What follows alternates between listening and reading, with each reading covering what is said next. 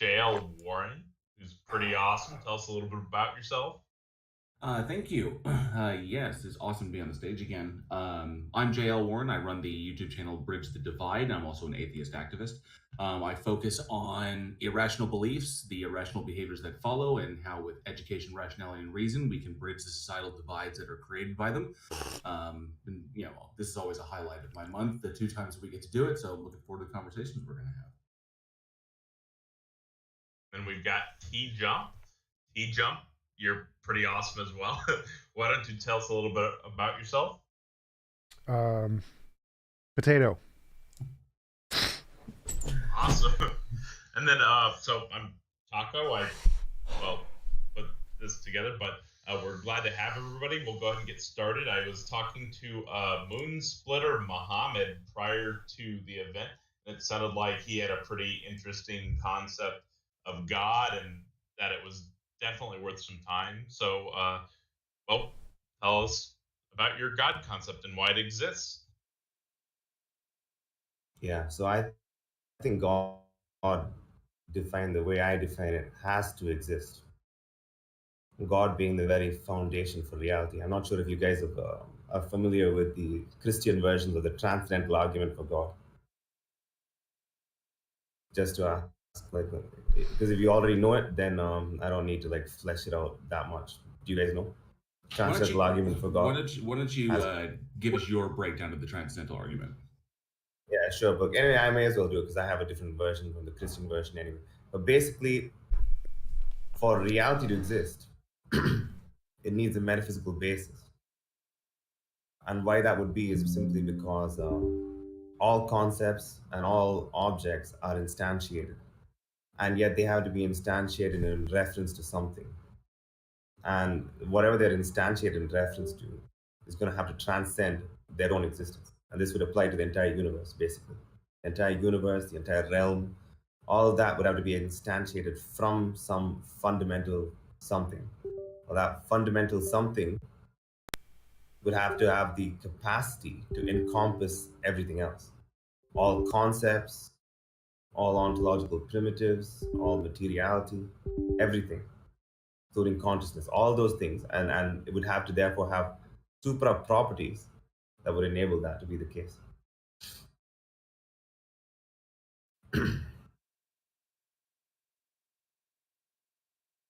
While I would agree that there is probably some sort of fundamental thing out there that kind of that everything is grounded in, because we have no data beyond the Big Bang, as far as what we can determine where everything came from or what the state of everything was before then. And we have inadequate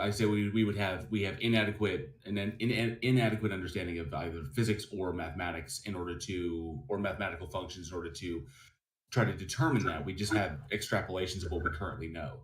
How would you be able to determine or justify saying that is a God, that founding thing, without any evidence to support it?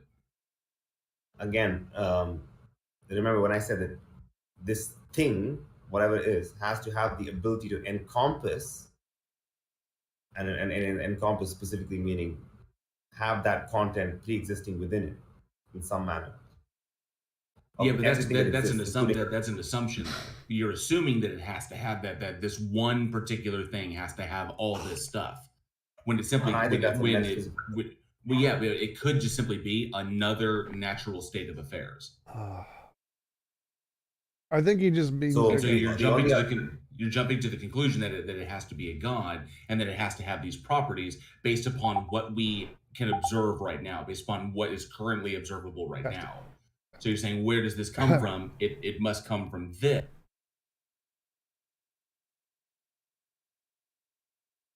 How do you make the leap? And I agree that there's probably something fundamental, but we don't know what it is currently because we don't have enough data points. We don't have enough information to draw a conclusion. So the intellectually honest position is to say we don't know. But how do you make the leap to God with no data to support that conclusion? So I think what is when I say it's metaphysically necessary, You're saying that it's an assertion or an assumption. This was the word you use. The way I am explaining this, or rather what I truly believe to be the case, is that this is not an assumption, but this is just metaphysically necessary, which is a higher level of reasoning than pure logic. So it's metaphysically necessary. It's a more rigorous statement than even a logical statement. Yeah, but you understand why it's referred to as metaphysically necessary, correct? Yeah, of course, because it simply cannot be otherwise.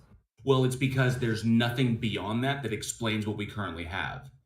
And so we have to go to a metaphysical reason. We have to go to metaphysics to explain what physics cannot currently explain. So we have everything we have. We have the universe, right? And we have everything that we can observe up to a particular point. There are things that we don't know that we may know in the future, but we don't currently know. And so you're making the jump that it has to be this metaphysical thing when in all actuality, because we have no information, we have no data, it literally could be just another state of affairs, like another state of physics or another state of reality that we just don't know yet and we can't access yet. So you're assuming it has to be a metaphysical thing because there's no physics to describe it currently. So how do you make that jump with intellectual honesty? That's actually not what I'm saying. I'm saying that even what you're calling a physical explanation, right? So this is I'm not punting to the frontiers of our knowledge to say that, well, that thing which finally explains everything will be something we discover, which will be metaphysical. I'm saying even the stuff that we currently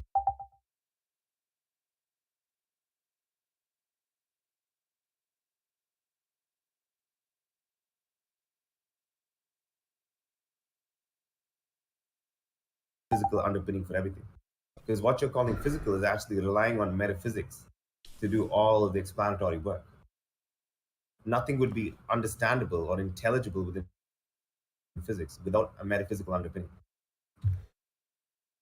Yes, it would. So we can have a perfectly fine like quantum field that can explain absolutely everything. Why do you think a quantum field would not be sufficient to explain everything we see? All the mathematics and everything which is entailed by which gives rise to your quantum theory. It relies on the quantum field. There's nothing that gives rise to the quantum field. It's necessary. It's uncreated. It explains everything we see. What about the quantum field can't explain everything? Yes, if you're saying it explains everything, right? If you're not just saying, well, it just exists and that's it. But if it explains something, well, you're doing it in terms of mathematics, which is basically an So why doesn't the quantum field explain everything? Well, if you're just going to say the quantum field has no content to it, right? And it has lots of content to it. You can look at the content in the field of physics. Quantum fields are literally the consensus in physics. Why does that, which has empirical evidence, is the current consensus of the most basic explanation of anything in the universe? Why is that a worse explanation than you making up a new invisible sky daddy? I'm not. It doesn't have to be a sky daddy at all. I'm just saying, like even right now, whatever content you then have that you think explains the universe via quantum mechanics relies on metaphysics. No, it is the metaphysics. So this is the most fundamental thing that makes up absolutely everything in the universe. Nothing can exist without this thing. It is metaphysically necessary. It is a metaphysically necessary quantum field. Why do we need some invisible sky daddy? Because the quantum field is a very specific metaphysical statement of affairs. No, it's not. It can be anything I want it to be. So that's not an argument. Why can't a metaphysically necessary quantum field explain everything? A metaphysically necessary quantum field is just one specific set of equations in a specific system. No. A quantum field is literally a physical thing. It's a literally existing thing. It is an ontology. Yes, regardless of your belief of whether it's a physical thing or not, right? Let's even assume that it's a physical thing. It's still, its content is not of a self-evident nature, which would... Well, that's epistemology. That's literally irrelevant. It's literally irrelevant. So there's no such thing as a self-evident truth in that thing. That's just what we appear to be the case. So God isn't self-evidently true at all. God is something that we know is not true. It's garbage. So empirical things that have been demonstrated, like quantum fields, are more likely to be true. Things we've demonstrated are not imaginary. You're just saying there's this imaginary sky daddy that you imagine to be true, and it seems self-evidently imagined to be true by you. I don't think I've even invoked a sky daddy so far. So well, no, Moonsplitter. You just said that the quantum field is it's not that it's self-evident. It's there. It's the most fundamental thing. That's what TJump's trying to describe. What you basically said is that it's not self-evident, and it is because it is the most fundamental thing of everything. It is the most fundamental thing. No, so but you said that God was self-evident, and I can already disprove that now because it is not self-evident to me. Okay. So neither is the quantum field self-evident to me. Yes, it is. Yes, it is. I'm not using that rationale because it's asinine. So, but what I am going to say is that like self-evident means that you would never have to even reason towards it. The axioms of logic are self-evident because there's no further reasoning that needs. There's no other possibility of axioms that you could choose. Well, actually, yes, there is. So there is no such thing as self-evident there, and God isn't self-evident, and it doesn't matter. But more importantly, wait, it doesn't matter if something is. Hold up, stop. It doesn't matter if stop. Can you mute him for a second so I can finish my sentence? So it doesn't matter if something is self-evident. That's not an argument for anything. It makes no difference. It's not. It doesn't mean it exists. He interrupted me. He interrupted me. I know he's a big celebrity and all that, but like yeah, because I was debunking your point and you haven't addressed the point. Yeah. So anyway, self-evident is not evidence. Don't let that happen again, right? Because I'm not going to take part in a discussion which has that weird power dynamic where someone can interrupt me and then ask me. Man, come on, just calm down. Yeah, this is the last bit of meta that I'll do. I'm just saying that. It's the last bit of meta I'll do, but I'm just saying that. Anyway, so self-evident again is something which you can not reason to. It's something which you just accept to be true. So if you have this quantum theory which relies on the logical axioms, self-evident literally doesn't matter. It's irrelevant. But you just pull it does matter, because if you just pull these axioms, which are the very underpinning at a mathematical level of your quantum theory, then there's nothing self-evident about the theory. No, I've already debunked your dumbassness. Self-evident isn't evidence. It doesn't matter if something is self-evident. Secondly, God isn't self-evident. Logic isn't self-evident. None of those things are self-evident. If you're going to make that claim, then you have no basis for your entire theory. Yes, I do. It's called science. So you don't need anything to be self-evident. Self-evident is epistemology. It has nothing to do with ontology. So things can ontologically stop talking. Things can ontologically exist if you don't know they exist. The fundamental nature of reality, whatever it may not be self-evident to you because of your little tiny brain. It doesn't matter if something is self-evident to you in your little tiny brain. Reality does not give a shit. Sure, no problem with that, right? But then if you're saying that a quantum field is self-evident, which you claimed earlier. No, it's not. I didn't claim it was self-evident. I don't care about self-evident. Yes, you did. Little boy, you did. No, I didn't. Yes, you did. No, I didn't. I said it was metaphysically necessary. I didn't say it was self-evident. Okay. We're not going to call the guest little boy. Just calm down, stop interrupting, and have a conversation. I'm unmuting you now. I'll pull him back in. Yeah. All right. I'm okay with him insulting me. Do you have a recording of this? Do you have a recording of this? What? I do. Do you have a recording of this? Well, he said self-evident. Let the record show. Because he was reasoning by the. No, I think that was JL. That may have been me. Moon. That may have been me, and I may have misspoken. So I did not. You can check it back. If not, I'll eat my shots on camera. I'll up for that back. Just move forward. Just move forward on it, yeah. Yeah, but I'm saying if nothing is self-evident, right, then you will never be able to even form this quantum theory, which so-called explains everything, or whatever. No, I've already debunked that. Theory doesn't matter. Like, it doesn't matter if something is self-evident or not. That literally is irrelevant to ontology. Self-evidence is epistemology. Ontology is what exists. There can be a metaphysically necessary being who is not self-evident. There's no logical contradiction there. Your argument is debunked.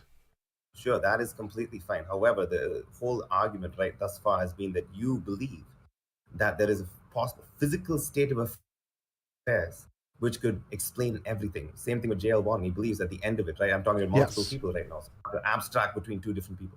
Both of you seem to have the belief. Let me ask you straight up then. Do you believe that there could be a physical state of affairs which explains all of reality? A state of affairs just describes a state in time. That's irrelevant. There can be a physical thing which can exist outside of space-time and be outside of a state of affairs. Yes, that can explain everything. State of affairs doesn't just mean a physical state. Yes, it does. Metaphysical state of affairs. There's no such thing. Is the word.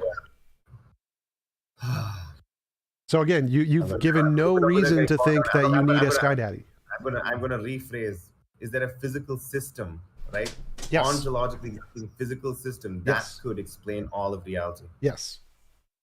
Yes. And what does explain mean? What does it means? It grounds, acts as the foundation, and created literally everything else that exists. And is explanation epistemological or ontological? Ontological. So ontologically, it is the grounds that causes everything else. It's not an epistemic explanation. It's an ontological explanation. Explain to me. Go ahead and explain to me how an explanation cannot be epistemological.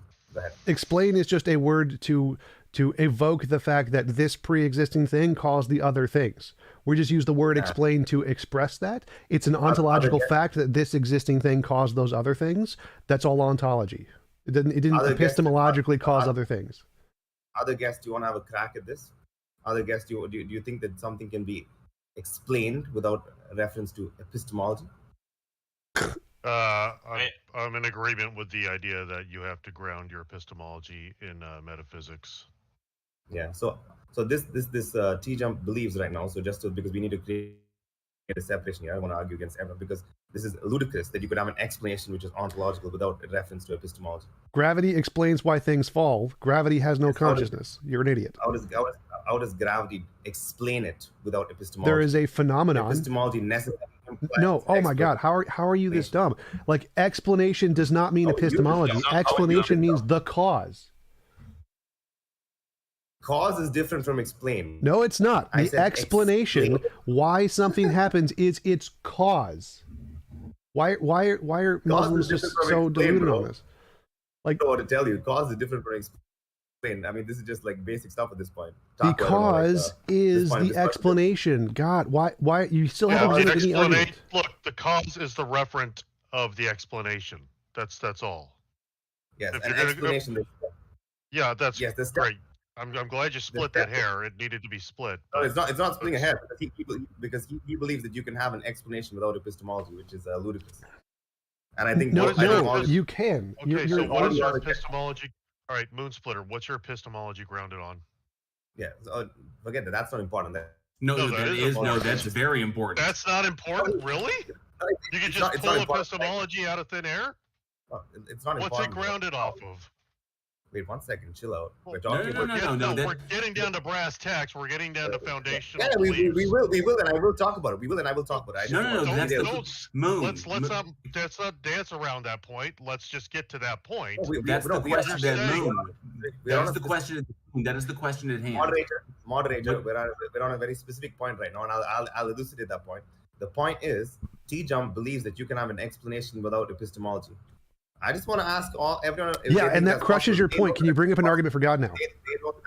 So you cannot have. Okay, so now I'll tell you. You cannot have an explanation without epistemology. No, yes, you can. I just explained how you can. Can you get back to your argument now? You cannot have an explanation without epistemology because explanation. Can we get back to your argument now? I don't want to explain basic philosophy to you that you're ignorant of. Just bring up your argument for God. Basic philosophy to you. Do you literally? No. I've already crushed you on this. Go back to your argument. I'm so glad that we have the. Okay, come on, guys. Back to your argument. Have a conversation. All right, Moon Splitter. If you can don't waste time on this. This is the point. You guys are talking past each other on Moon Splitter, and if you can just answer this question, you're gonna basically just win the debate. So you're thinking you need epistemology before you can have ontology. Well, what is your epistemology grounded on? I did not say that. I said you cannot have an explanation without epistemology. Yes, you can. Again, this is just a waste of time. Go back to your argument. This does not help you. It just shows that you're ignorant to philosophy. No, you can't. Because if we can't Can you just mute him? Mute him until he goes back to his argument. Like, go back to the argument for God. Stop wasting my time on your wrong philosophy. That is the argument. That's not an argument. How is that an argument? This is where the argument is led over the course of this discussion. Wait, explain that. Can't understand. Let me ask Jack Burton. What is the argument? Jack Burton, can you have an explanation without epistemology? Jack Burton, can you have an explanation without epistemology? If you're going to ground your epistemology, it's going to be off an ontology. It's going to be off metaphysics. At least that's how. It's a yes or no question. Can you have an explanation without an epistemology? Yes, but you're skipping a step. You're going to end up begging a question. Exactly. And J.L. Warren, can you have an explanation without epistemology? I'm more interested in what you're grounding your epistemology in. We're past that point. Why can't anyone answer the simple yes or no question? The answer is yes. Moon, be quiet. The reason is because we are past this point. Jack and TJump have sufficiently explained why you're wrong on this. And now we want to know what you ground your epistemology in. But these guys don't understand. Taco, let me ask you. Let's see how good you are. Like, Can do you think you can have you're skipping the point? Can you have an explanation? Either answer the question or we're going to move on. You can move on. That's fine because you guys don't understand that you cannot have an explanation with epistemology. Like, where can we go further from there? Misrepresenting what I said. Where can we go further from there? Like, on record, I'm trying to explain to you. We can go further than that. I didn't interrupt you. I didn't interrupt you. When you said shut up when you were talking, I shut up. So let me just say, on the record, boys, we have right here 3 of the 3 most prominent. You've already said this. You're repeating yourself. We've already debunked you. You said you were going to skip the meta, so let's just get...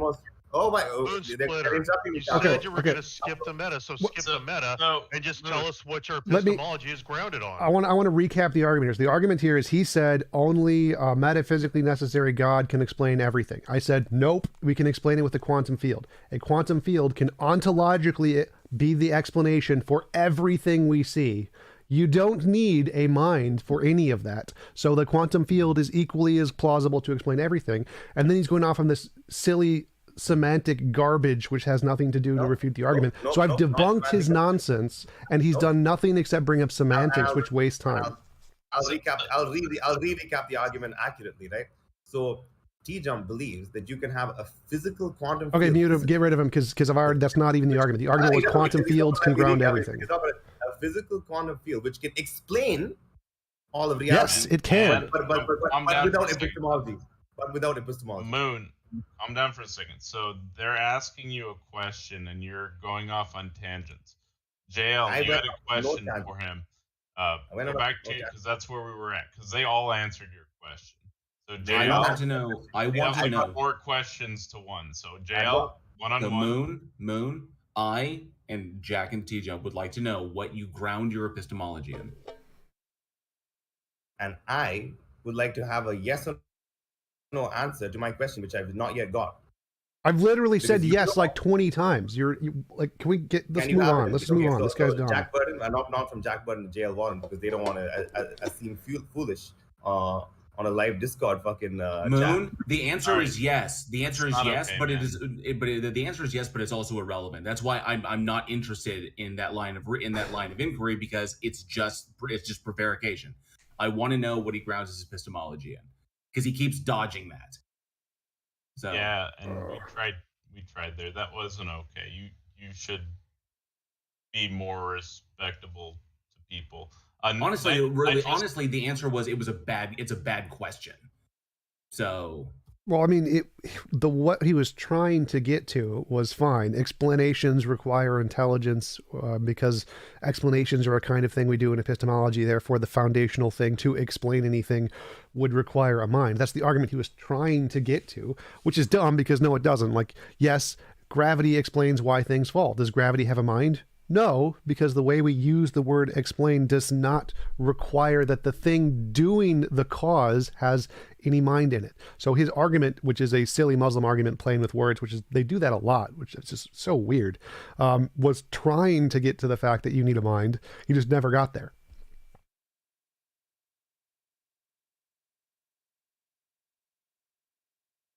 Just trying to figure out why you wanted to avoid the whole, epistemological grounding. I mean, that would have just won the debate right there. Well, it's because he thought he had a good point that, oh, well, a physical thing can't explain. You need a mind to explain it. So he was trying to latch onto that and focus on that because he thought it was a good point. It's such a dumb point and he just didn't realize it.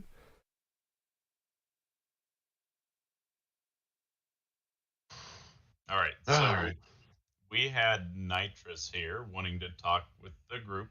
It looks like he unmuted. Hello, guys. It is your duty, now that you're up here, to convince us that a god or goddess or multiple gods or whatever exists. Well, I came up here because TJump claimed something which I disagree with. And he claimed that there could be a metaphysically necessary state of affairs but it's not self-explanatory. I didn't say any of those words. So I said there can be a metaphysically necessary physical thing. Yes, state of affairs are a single frame of reference in a time. So it wouldn't be a state of affairs. It'd be a physical system.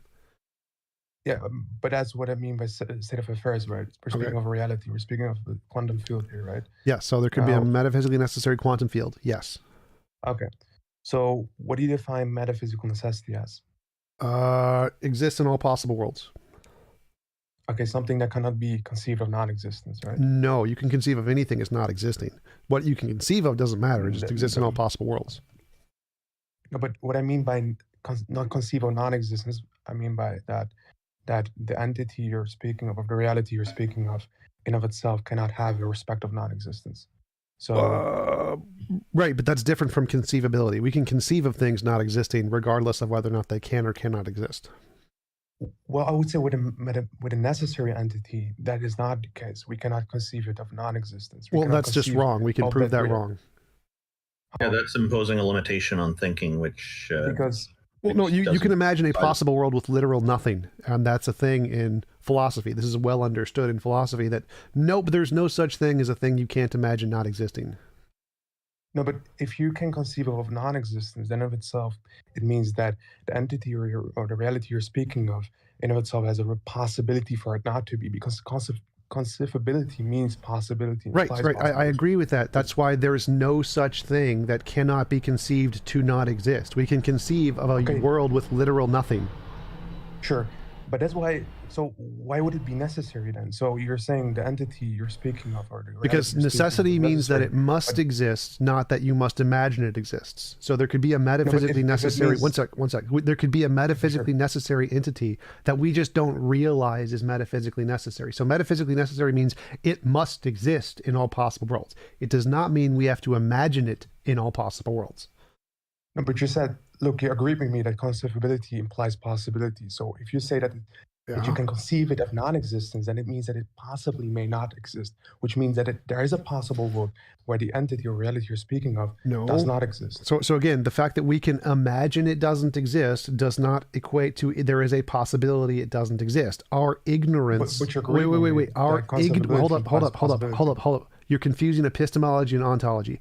Our epistemic means of imagining things gives us an idea of what is possible. Does that actually mean it's possible? No. It could be the case that there is a pineapple that exists in all possible worlds, and it's not logically possible for it to not exist in all possible worlds. We just don't know that yet. So we think pineapples are just physical things, but maybe there's some essence of pineapple that's metaphysically necessary. We don't know that, but the fact that it is metaphysically necessary is a question of ontology. It is. Regardless of whether or not we know it, regardless of whether or not we imagine it, doesn't matter. Our imagination is irrelevant. But wait a minute. If you can conceive of non-existence, then you're not epistemically verified in believing that it is necessary. You'd have to give them... Right, you're not justified in believing it's necessary. That's correct. Yeah, exactly. So you cannot argue that there is an actual state of affairs that is metaphysically necessary. So it's just a quantum field. Because you can conceive it of non-existence, which means you're not epistemically verified, justified in believing that such. Well, sort of that's correct. Sort of that's correct. So you're correct in stating that you're not justified in saying it's metaphysically necessary, just like no one is justified in saying God is metaphysically necessary. But in my argument, all I need to do is to have equal justification as the alternative. So if they say God is metaphysically necessary, and I can say the quantum field is metaphysically necessary, and we can both imagine them differently, well, then they're both equally qualified to be metaphysically necessary. Right. I agree that neither of them are justified. Neither of them are, like, I don't think metaphysically necessary is a logical term. I think it's garbage made up by a bunch of theists that has no plausibility in philosophy whatsoever. But if they think it's a rational criterion, then I can mirror that criterion and I can come up with an alternative that has equal qualifications to be metaphysically necessary, then that debunks their argument. So I agree, yeah, I don't think there actually is a metaphysically necessary quantum field. I'm just using that as a parody to show the theist argument is stupid. Oh, so you're basically arguing that, well, you can say the same thing actually about a quantum field, for example. Yes. And you can just say, well, this is what grounds reality, right? Right. So just like they're arbitrarily asserting God is metaphysically necessary, I can arbitrarily assert a quantum field is metaphysically necessary. Sure, but would you agree with me that in both scenarios, when we speak about a personal sky father and a quantum field, that if one claims that either that entity or the quantum field is necessary, then that would be absurd.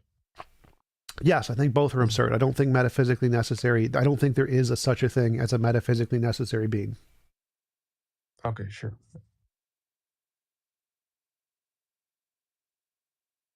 Well, that's all what I wanted to discuss.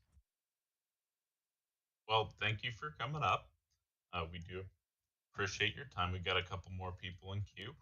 Do you guys have anything else you wanted to say there, or? Potato.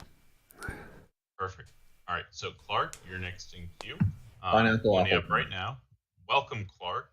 I guess go ahead and convince us that a God exists.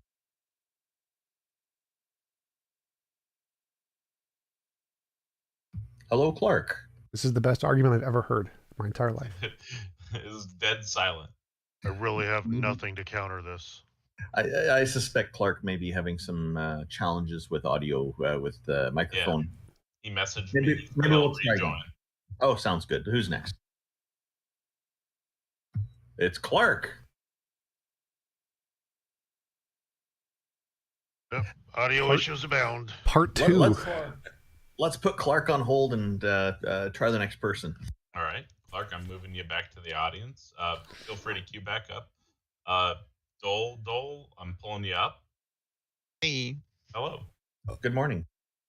Hello.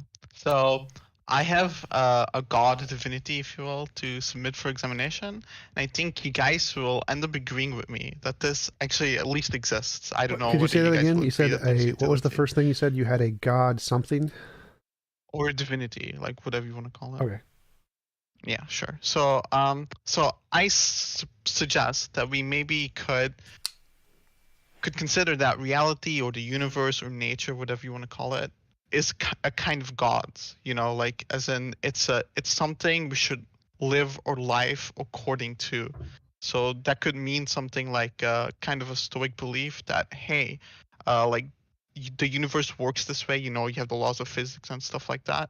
So we should like try and like live our life in accordance to those. So like for example, maybe an example is better for this. Like let's say like your day at work is going like really badly, right? And like you like some people like maybe like believers in like another type of god would say like, oh, curse God for like today, like he didn't like grant me a good work day or whatever. I would say maybe instead of doing that, you should like examine why like your day at work was like a very bad day. Maybe it's just not the type of work you like, so maybe you should look for another job, or maybe like there was something else that maybe is within your control to change.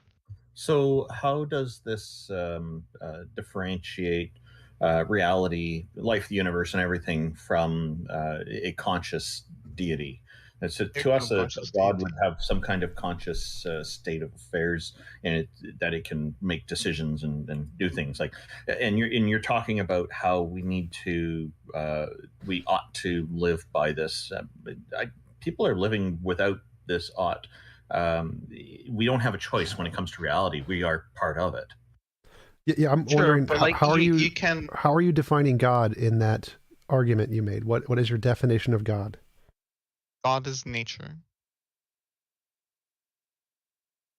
This is known as pantheism. So it's like Spinoza's God?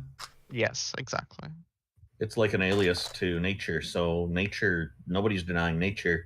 The problem is that you're going to have to demonstrate that nature has some kind of conscious entity that could qualify as a god, and I'm having trouble with that part. Well, I think he's not saying that there's consciousness. I think he's just saying naturalistic pantheism, the kind I use, that is just all of nature, and he's just calling that God. That's the most divine thing. Yeah, but that's an alias, is what I specified. So that to me is just an alias. So if it's going to be more than just an alias, then there's going to have to be more to it than just nature itself. I just think there's a lot of utility in this, like convince like religious people to step to something that is necessarily like is not a religious, but is some kind of religion that people can like look at and like use like in their daily life. I think this is like a good thing to like show to like classically religious people, instead of just being like, hey, there's no God, I understand nature as being impartial to what we do in our daily lives. Are you saying that? I agree. Okay, so then. So you cannot pray to this god, for example. Like that's something I explicitly say you should not do. Like you should not pray to this god because this like God doesn't care about you. Like there's no like consciousness in this god. You know, like it's So literally like Spinoza's god. The other challenge you're going to have is to usurp the Mother Nature moniker then as well, in addition to it, because Mother Nature is more commonly referred to. I'm being a bit facetious here. No, that's fine. Like what do you mean with usurp the moniker? I don't really get where the problem lies. Well, because you're now saying it's nature is not feminine. You're saying it's masculine by calling it a god. No, I don't think like nature has a gender. Okay, so perhaps the word you want to use there would be deity, which would be fine. Yeah, that's why I said divinity too. Like I used God because that's how like it's worded in the challenge of the like title of the channel, right? But like I prefer to use the word divinity. Okay, yeah, actually, the advertising, if you look at it, talks about convince us a god or a goddess exists. It's just the label for the name of this stage is limited because Discord cuts it off if it's too long. I'm just saying, like I used God because that was how it was worded by like the administrators, but like I would use divinity if I had a choice. Okay, so divinity. So again, how do we verify that there is that nature is divine? Because divinity is nature, like they're synonymous. Divinity is nature? Hang on, I'm just going to bring up the definition of divine. What do you mean by divine? Divine, it says of, from, or like a god or deity of some sort, or providence of God. Those are the kinds of things that come up right away. Pardon me. Exactly. And nature is divinity, so that follows that definition.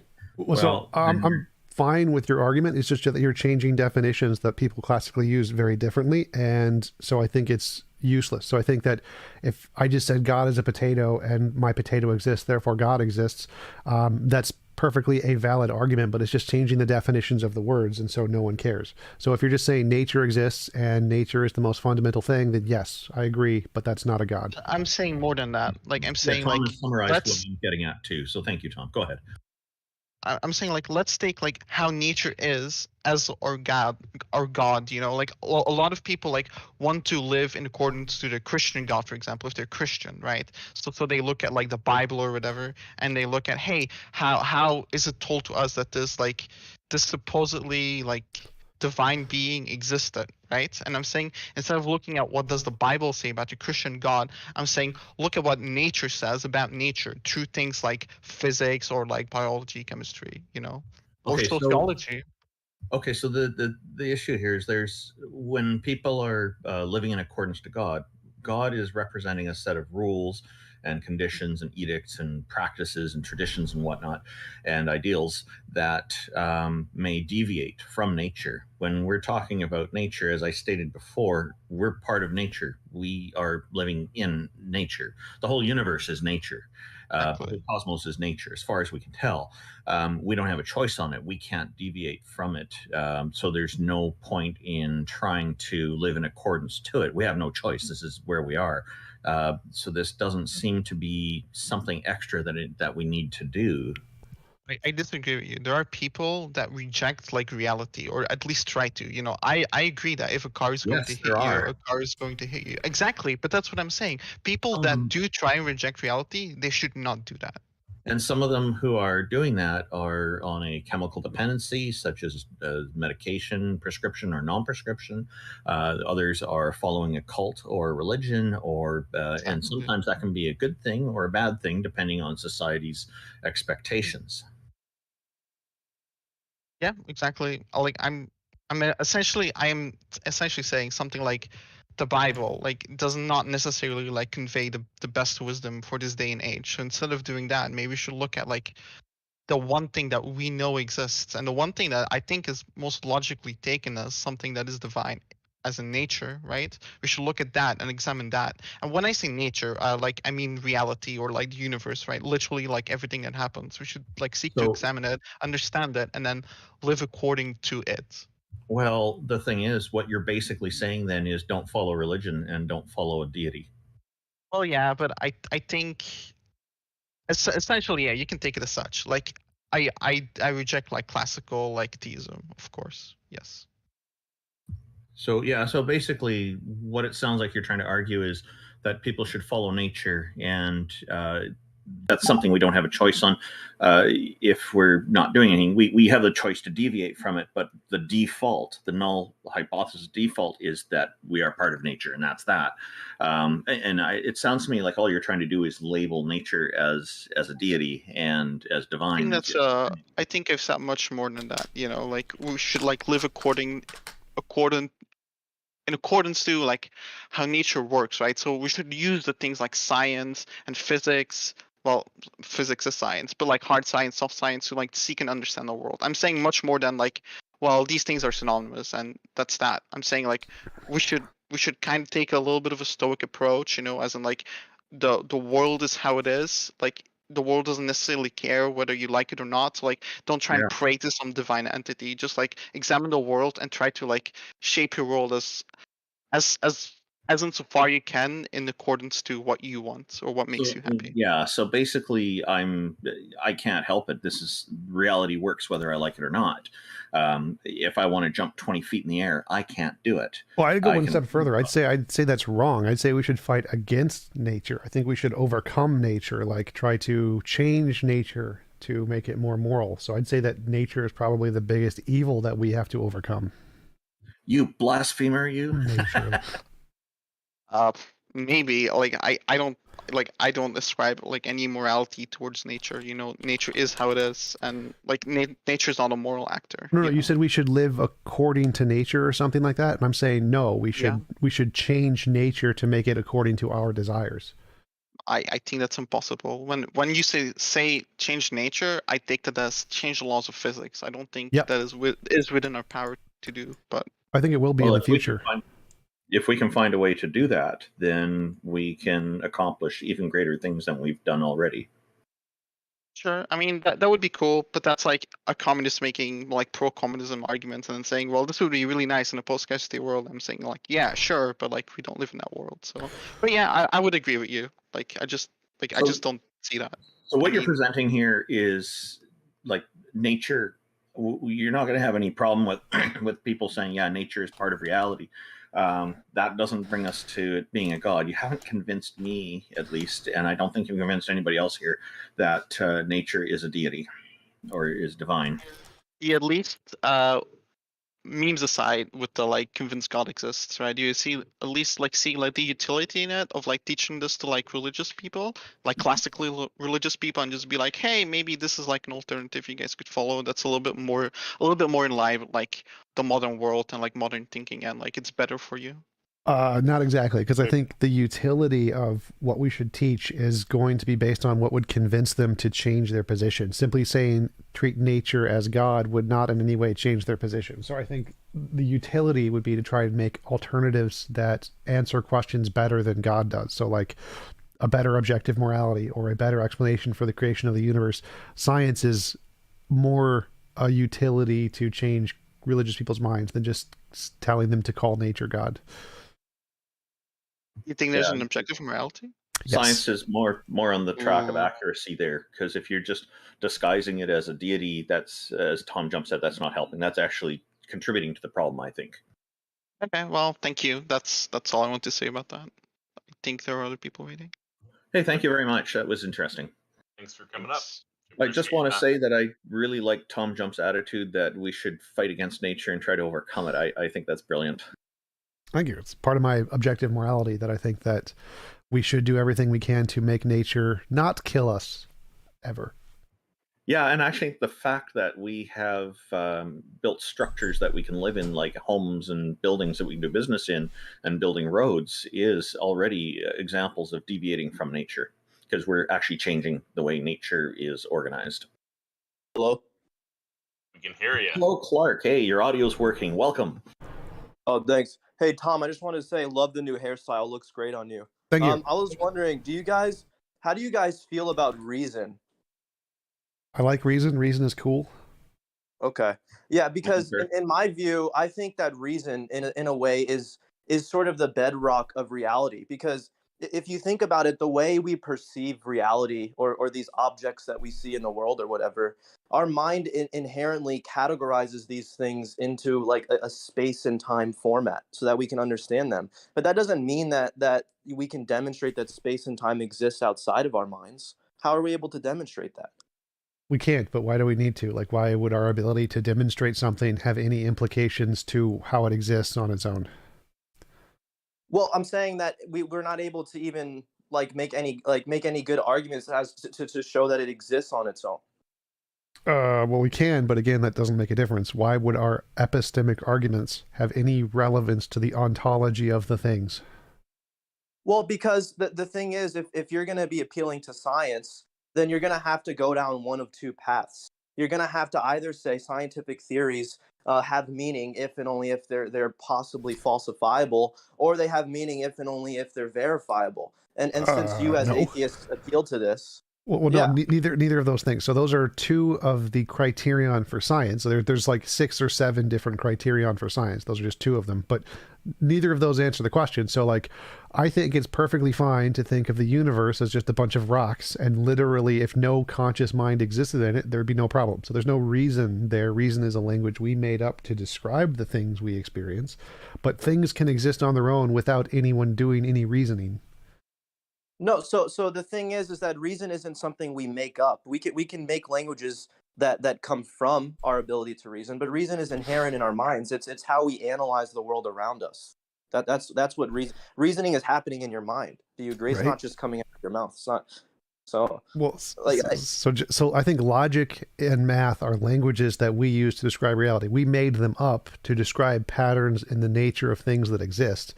Reason doesn't exist in a rock. Reason is a language we made up to describe the way the rock is.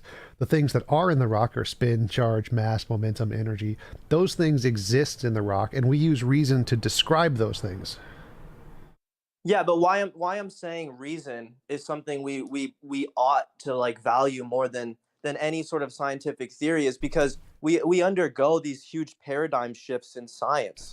Like for example, going from Newtonian mechanics to general relativity. And if we look at the actual axioms of these paradigm systems, if we look at the axioms of Newtonian mechanics, they're completely different from those of general relativity. You can't like absorb the theories we've gained from Newtonian mechanics and just plug it into general relativity. It doesn't work that way. Like you can adjust them and modify them to make them just as predictive and accurate as they were previously, but it doesn't transfer like that.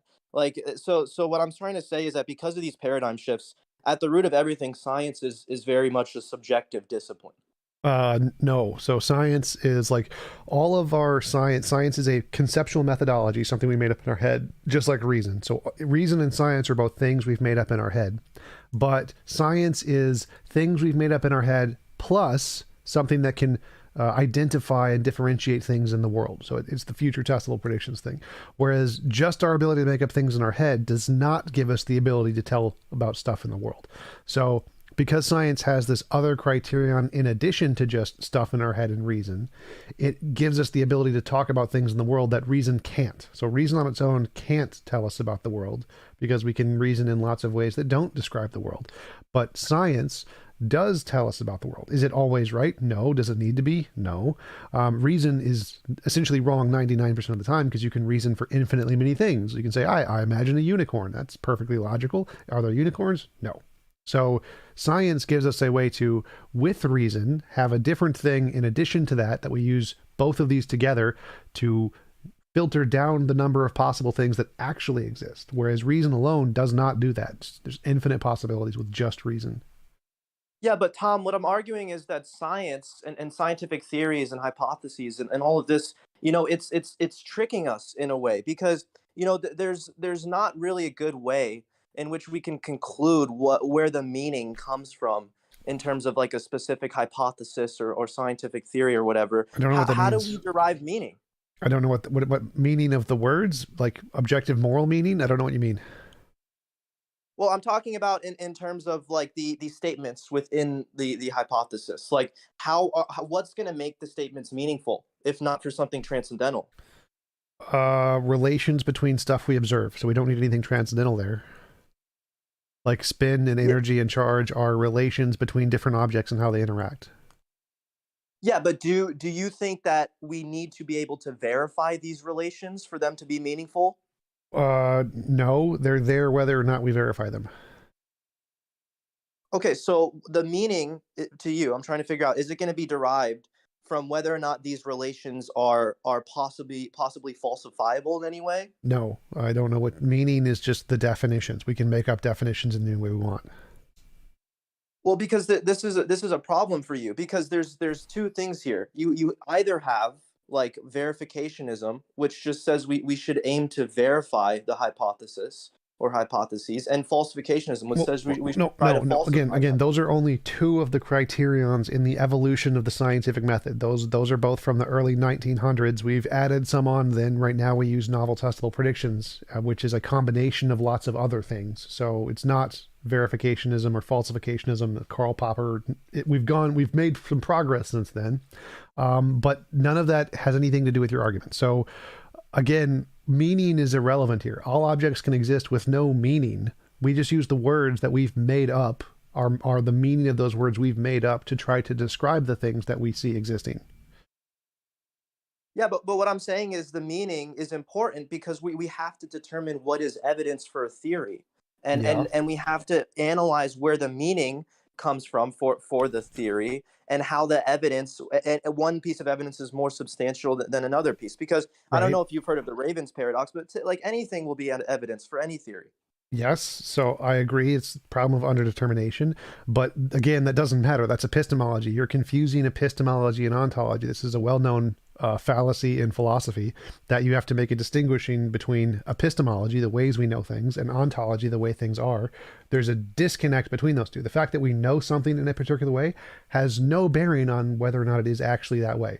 So it seems like you're saying that, well, because we need the meanings in order to know things, therefore they must be meanings, essentially. It's like if I need a telescope to look at the other galaxies, well, the other galaxies must then be made of telescopes. Clearly that doesn't work. So simply saying that we need meanings in our epistemology does not follow that meanings are actually inherent in the things that we're describing. It's confusing epistemology and ontology. Yeah, but I'm saying that all observational statements are going to presuppose non-empirical principles. It's not going to be the case that you can just observe some phenomena empirically and understand it without presupposing some metaphysical truths. Conceptual truths. So there's conceptual truths that we make up in our heads, and we presuppose the conceptual truths and then make empirical observations. But that doesn't matter to whether what things exist. So like conceptual truths don't need to exist. They're just ways we use to analyze things. So it doesn't, like, we can assume there's a metaphysical quantum field and there's no meaning inherent in that. It's just the words that we've made up to describe the physical thing. And that's the ontology is the quantum field, and it explains everything, and there's no meaning in the thing. Yeah, no, Tom, what you're doing here is you're confusing epistemology and ontology, because just because you know things work based on certain inferences you can make according to specific data or whatever, doesn't mean that it isn't the case that our mind is inherently categorizing our experience in such a way for us to perceive reality in a very fixated sense. So you're saying, well, both of those are true. So I agree. Yes, like the fact that we imagine something in a particular way does not mean that's the way it is. I agree, but that's the whole point. It doesn't matter the way we imagine things. Our imagining, or the meaning in our imagining, has no bearing on whether or not it actually exists. So I don't know. Your argument here just seems to be fundamentally flawed. You don't need meaning in any of that. Tom, what I'm saying is that you are actually confusing epistemology and ontology, because just because you know that this state of affairs doesn't exist doesn't mean that it doesn't exist. I mean, just because you can say that literally you know, that sentence did not make sense. If I know something doesn't exist, then it probably doesn't exist. But I don't understand anything you're saying now. Do you have like omniscient levels of knowledge? Like, do you know everything? Knowledge is a justified true belief. You don't need omniscience. You just need a justified true belief. So I have a justified true belief. Round squares don't exist. Well, what about Gettier cases? What about them? Like, you can still have knowledge with Gettier cases. Right. Wouldn't that really necessitate that justified true belief needs a better qualifier? Because sure, but it doesn't mean it's not knowledge. So you can have a better definition of knowledge. It's still knowledge. Okay, so then why would you bring up just JTB when you know you need to qualify it further? No. So you can have some knowledge, like Newtonian mechanics gives us some knowledge, and then the general relativity gives us more knowledge. It's a better definition, but they're both still good. So JTB is a good definition. It works. It gives us good knowledge. And then you need to have a better definition of knowledge. You'd have a new criterion in some way, but JTB is fine. So you don't need omniscience for knowledge. It's called fallibilism. You do not need omniscience. Yeah, well, the problem is in fallibilism, you're having infinite numbers of possibilities, infinite sets of axioms, infinite brain states. There's infinite possibilities, which is fine, but well, there's not infinite brain states, but yes, there are infinite possibilities. So, well, who's to say? Who's to say? Why are there no infinite brain states? Because my brain isn't infinitely large. That's like almost begging the question. Why does your brain need to be infinitely large? What does this have to do with your question? Like, all of our evidence indicates my brain has 100 trillion connections. It's not infinite. Right, but what I'm saying is, how do you know that your brain has 100 trillion? Because of evidence. I have a justified true belief based on evidence that my brain has 100 trillion connections. There is no justified true belief of anything else. No, you don't have a justified true belief based on evidence, because evidence itself has no meaning. You need to have meaning to justify the true belief. Evidence has meaning given what we use it in the dictionary, so we gave it meaning. Okay, so what is the truth maker for the meaning of evidence in the dictionary? We made it up. That's the truth maker. The truth maker is we have a word and we gave it a definition, and therefore it's true that word has that definition. The truth maker is we made it up. So anything we make up and put in a book is definitionally true. That's the yes, that's how definitions work. All language is ambiguous. Natural ambiguity of language. Linguistics 101. Yes. Yeah, trust me, I know. I've seen you talk about Bosch, about the chair and stuff. It was pretty cringe. But look, what I'm saying is you're still confusing epistemology and ontology. No, okay? I'm definitely not. So that's all epistemology. This new haircut has got you going crazy, buddy. You need to calm down. You need to actually make an argument. I am. I'm telling you can't rely on evidence. Hey, Clark, we want to try to keep down the number of ad hominems, okay? Well, he's just got a bunch of racist mods in his server. That's okay. It's just a Oh, yeah, not doing that. Yeah, I think I've heard enough. Not doing that. That's a good decision. Thanks for coming up, Clark. Thanks for taking your stream of consciousness journey. That was fun. I want to say that he did better than the other guys. It's fine. Hang on. I just want to say that TJump's chair to me looks very comfortable, and I'm wondering if TJump has any final words on that person's arguments before we move on. My hair destroyed him.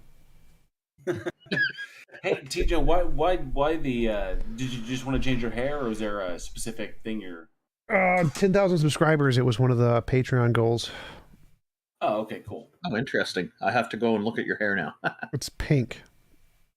Oh, I do that with my beard every month for a different activism cause. So like for March it was green, for April it's going to be blue, and I do it for a different charitable organization to raise awareness. But I'd never seen. Yeah, that was like your hair was extreme. I was like, whoa, what were you trying to do? So. Yep. Interesting. That's great, guys. Hey, Debate Monger, welcome. Thank you for waiting while we finish chatting here. Yeah.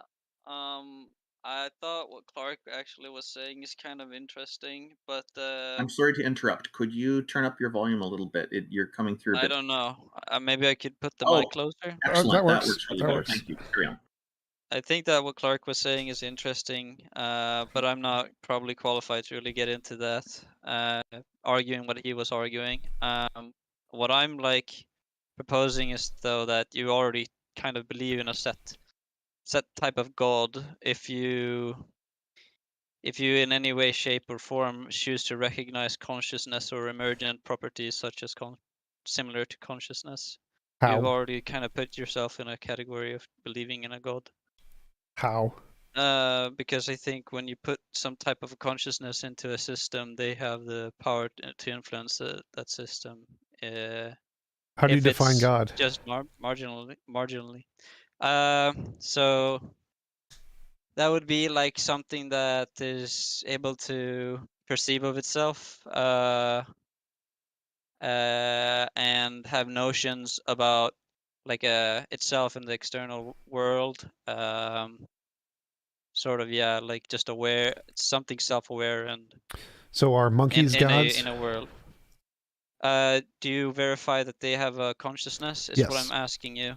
Yes. Yeah, so they would be gods, right? that might be And a flawed concept about what a consciousness would be, right? Because you would presuppose that they are a consciousness. You would not verifiably know that they are one. But if you were going to say that your experience, your awareness of yourself, of the world, etc., qualifies you as to be a god or to be conscious, I would say that that is synonymous to you calling yourself a god, and that's what that's my argument basically. Do you think that there's some holes in that? yes, the definition of God is a conscious being that created the universe. I didn't create the universe. So you're simply changing the definition of God to be consciousness. Like I could change the definition of God to be my PlayStation 4 controller. My PlayStation 4 controller exists, therefore God exists. But everyone in every religion who uses God in a similar way for 7 billion people across the planet would be like, that's dumb. You're just making up a new definition. So it doesn't actually... There's tons of different types of gods in the world. Yes, there are these creationist type of gods, but there are also like lower deities and other type of higher powers, right? Lower, higher powers. I know Yeah. it's weird. Well, higher powers. Yeah. Yeah. And I would say that, yeah, that's true, right? We aren't on the same level of a god as one that instantiates physical properties or something like that, maybe. But I would say that the way that we interpret them and the way that we choose to select for qualities that are able to perceive of known facts, the way that we've kind of evolved into conscious human beings, right, is I think literally the building of a god, right? No.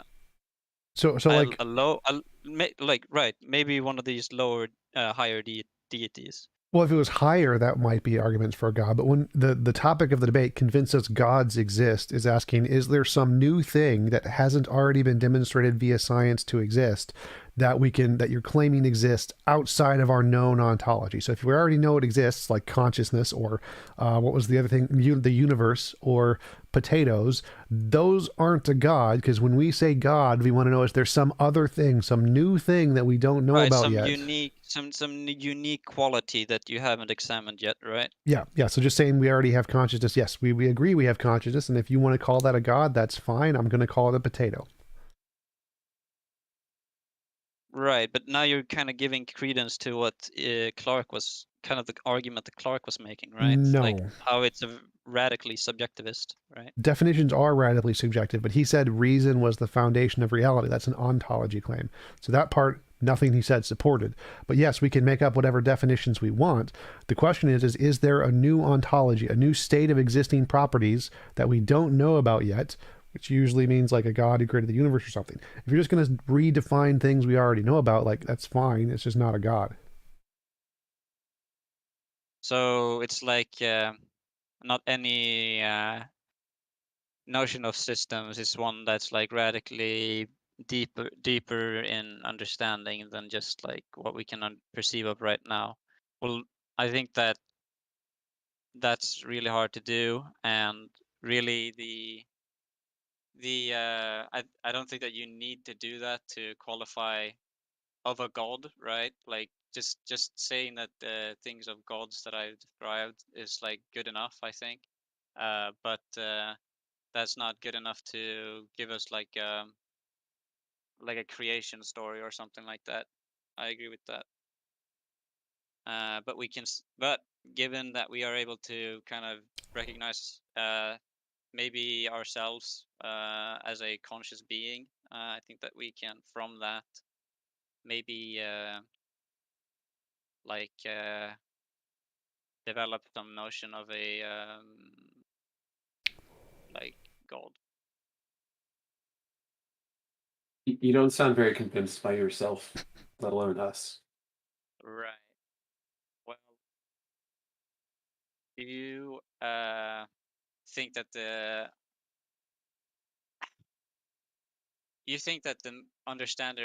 matter of understanding that a human being would have is like limited, right? So even describing something like a god or something that you guys actually think, right, would that even be like something that you, since it's a radical notion, right? Something that's an ontology that's different. Like, how would you even be convinced by it, since it's not transferable? Any novel testable predictions can be used to discover a new ontology. So like all of the new particles, neutrinos, were discovered through an empirical experiment. So that was a new thing that was posited to exist, ontology, and it was discovered to exist via novel testable predictions that we could observe. Right. So you're like asking us to do novel testable predictions on another consciousness, right?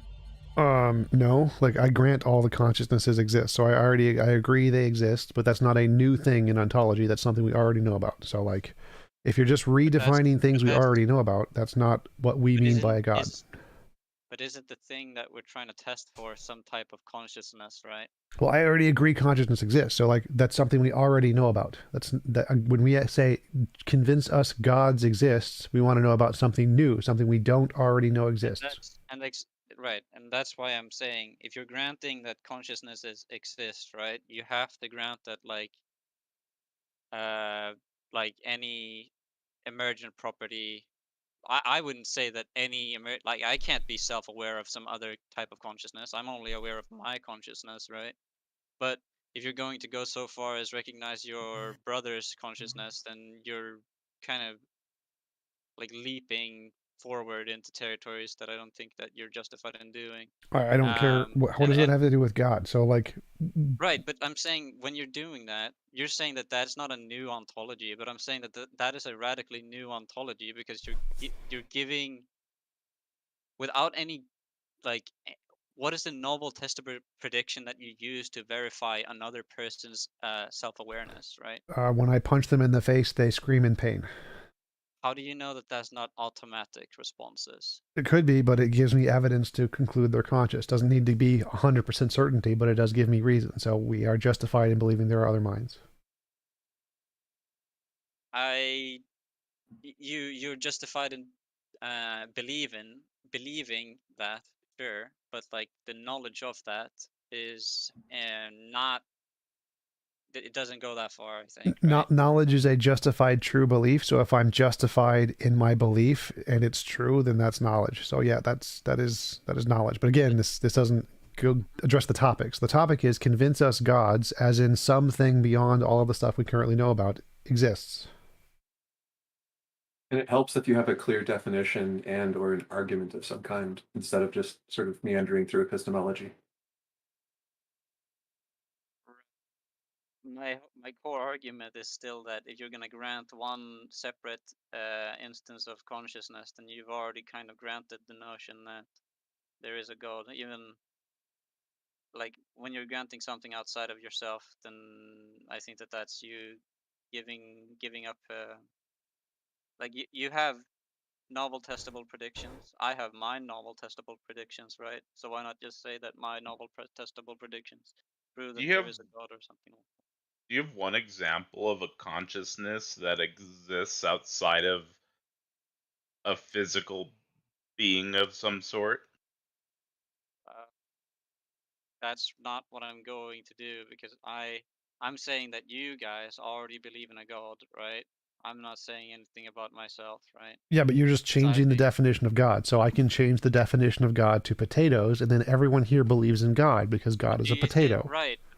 But I think that we both agree that the definition of a God, like ultimate God even, would be one of a conscious divine power, right? Like it has some type of self-awareness or something like that, right? Well, like something that created the universe, that's non-physical, that has a soul, that exists eternally. Like those are the properties of God. Just consciousness isn't any of those. Consciousness isn't divine.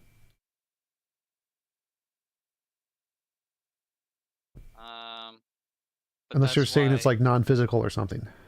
But that's why I'm saying like the meat bag around you, right? The meat bag brother that you have or whatever, that has this emergent property that you would consider a consciousness. Like what's to say that just the constellations of the star doesn't have something similar? There's no evidence that it indicates it does. Yeah, but that's kind of where I'm like well, how would you describe it? Like I throw the table. I'm like, this doesn't make sense to me, at least. Throw the table? I don't what? Like this doesn't make sense to me. Like if you're gonna go ahead and say that the constellation of your brother's meat bag grants you that he's a conscious being, then what's to say that the constellation of the stars doesn't grant? Because behavior, right? We observe behavior, and there's no behavior of the stars that warrants saying that they're conscious. Like you haven't provided any justifying, supporting evidence that increases the probability of your proposition being true. All you've said is, well, if you believe that any proposition could be true, then you just have to grant that any other proposition could be true. What you're saying is just basically trivialism. It's kind of meaningless. Okay. I'm not saying that I think that consciousness is outside of myself exists, right? And what I'm saying that you guys do, like what's to say that with that set of parameters, that something like a constellation wouldn't be granted the same type of autonomy? Because it does not meet the criterion we use to establish the probability of something having consciousness. As Ix said, we use behavior. We say, if I punch you, you hurt. If I give you options, you pick things. If we give options to stars, they don't pick things. They don't hurt when I punch them. The evidence we see of consciousness that I can like change the things you feel by zapping you in the brain. I can change what you look like by zapping you in the brain. I can't see any kind of interaction that happens with stars. So all of the evidence we have that consciousness is associated with the brain, stars don't have brains, therefore there's no reason to believe stars have consciousness. All right. I think I'm going to give up on trying to have conversation. It's been good trying to talk. Thanks for coming up. I'm not convinced. Pwned. Any comments or anything? All right, pull up the next one. Flipdo, what's going on? Hey, what's up, man? Just so many biceps. So convince us, God or gods or whatever you think exists. Yeah. So the last time I was up here, I brought up prophecy, like prophecy being fulfilled, being good evidence or enough evidence for Jesus' authenticity of being God. Yep, that'd be great evidence. Like well, the way that he would be betrayed by his own people and sold for a slave's price. Well, that's not novel, so that wouldn't be a prophecy. I mean, what do you mean it's not novel? Like any criminal leader, like if you were to say let's interpret Jesus as like a cult leader. Sure. Do cult leaders usually, get betrayed by their following and sold off for slave wages? Yes. Usually. One of the common traits of cult leaders is that they're paranoid, so that they are always saying, you're going to betray me. And so they have paranoid tendencies. It's one of the most common things among cult leaders. And it usually happens that people in their congregations sell them out, give ins to the governments or their authorities to get into the organization to arrest them or to find stocks or whatever. That is usually one of the primary ways that cult leaders are. Is there an instance? L. Ron Hubbard, the Drink the Kool-Aid people, all of the different cults. Jim Jones, yeah. So it's pretty common. Kool-Aid people. Yeah, I mean, like, were they in trouble for an actual crime? Some of them not. Like, whether or not it's a crime doesn't matter. It's whether or not does the government like you or not. And if the government doesn't like you, then they're going to find ways to get in, like plant moles, like Falun Gong in China is a good example, and they're going to arrest you. So whether or not they committed a crime doesn't matter. If the government doesn't like you, then they're going to try to take you down. So the reason it's prophecy though, is because this was written, I believe, 800 BC before. Again, so if you're predicting something that happens all the time, it's not prophecy. So if I predict a war is going to happen, like, that's not a prophecy unless I give like an exact date, an exact time, say the exact person who did it. Like, it has to be really specific. Says this person will betray me at exactly this time, at exactly this date. That's a prophecy. Just saying someone will betray me is not a prophecy. Thank you for the super chat, Jacob. That would be akin to saying, I predict that we're going to have an earthquake and I live in California. Yeah. So I mean, I guess there were two specifications. One, that he would be betrayed by his own people. Common. Common, yeah, I guess. And two, the exact price that he would be sold for. I mean, that's a pretty good one, but what is? I don't remember that part in the Bible. 30 silver pieces. It's there's a previous reference to the Bible. He didn't specifically say himself. Yeah, it's an Old Testament. So this is something. It's an Old Testament. It's an Old Testament statement that was fulfilled in the New Testament. So, Yeah. but the problem is you can't determine if that's prophecy or self-fulfilling, because if there was prior knowledge that amount was important, then here's the issue: is that there's not enough evidence to determine if it's prophetic, or if you can't eliminate the possibility that was used intentionally. So the prophecy would have been known by Jews because it was written in the because it was in the Old Testament. So they would have been aware of that story, or via oral tradition or whatever means. They would have been aware of that amount of money. If that amount of money is used again, if they are trying to solidify the idea of Christ as the new Messiah, then that would be another way to give that claim more credibility in the eyes of other Jews, in the point of converting them away from Judaism into the new fold of Christianity. So giving your new splinter faction, which is essentially what Christianity was, is a splintering off of Judaism, giving it credibility, the best way to give that religion credibility is to adhere it to the prophecies of the old religion. That way it's like the prophecies are coming true, but it's this new way over here. And essentially what you're saying to the followers is that Judaism has not given us anyone. No one has come up following Judaism as it was that has fulfilled all these prophecies. Well, here's this new guy with this new line of thinking and this new ideology, and all of the prophecies are being fulfilled. Well, if you're trying to fulfill them, if you're trying to give your new faith credibility, then it would behoove you to make those prophecies come true. Right? Or at least to at least write down that those prophecies came true. Yeah. But we don't have enough information to eliminate the possibility that it wasn't 30 pieces and it was just written to be that in order to confirm the prophecy in the Old Testament. Because we don't have anybody who was there.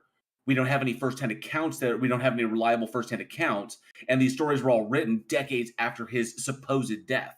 Yeah. So they were written in retrospect. And how do we understand history then? Like the biblical versions don't even agree with each other, right? So only Matthew mentions 30 silver. Luke and Acts do not. And the only extra canonical mention of it that we have, which is just like not in the canon, but it's also religious work, says it's 30 pieces of gold.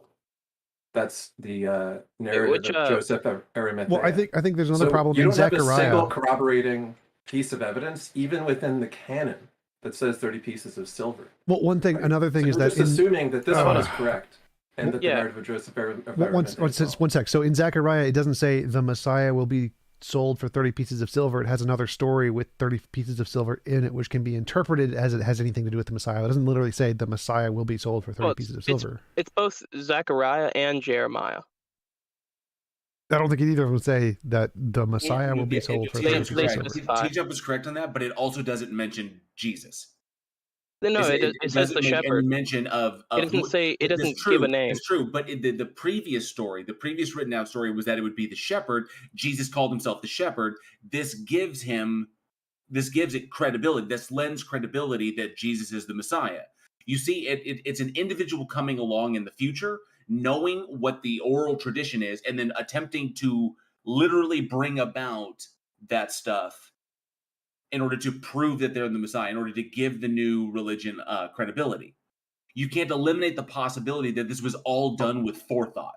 You had accounts of Peter who wanted to stop this and subvert this from happening. One sec. For it to be a prophecy, you have instances. For it to be a prophecy, it literally has to say the Messiah will do this.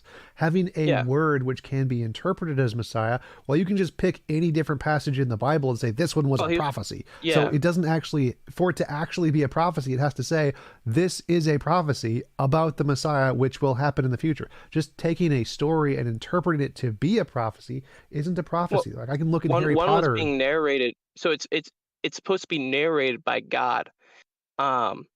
So is the whole Bible, but I mean, I guess in reality, but in the specific story of Zechariah, where he explains that what is it? He says, "Give me what I'm worth," and he gave this kind of like astounded kind of dialogue where it's, "Oh, I'm worth 30 silver pieces," which was the price of a slave at that time, and that's at that time. So you'd also have to be predicted. You'd also have to predict the amount a slave would cost at 800 years from now. So it's like there's no prediction. It's kind of prediction is saying it's kind of hard to predict. It's not a prediction. 800 years in the future. It's not a prediction. So again, for it to be a prediction, you have to say this will happen in the future. Just saying Zechariah says, "Give me what he's worth," and God gives him silver pieces or whatever. That's not a prediction. That's just a fact that a story has in it.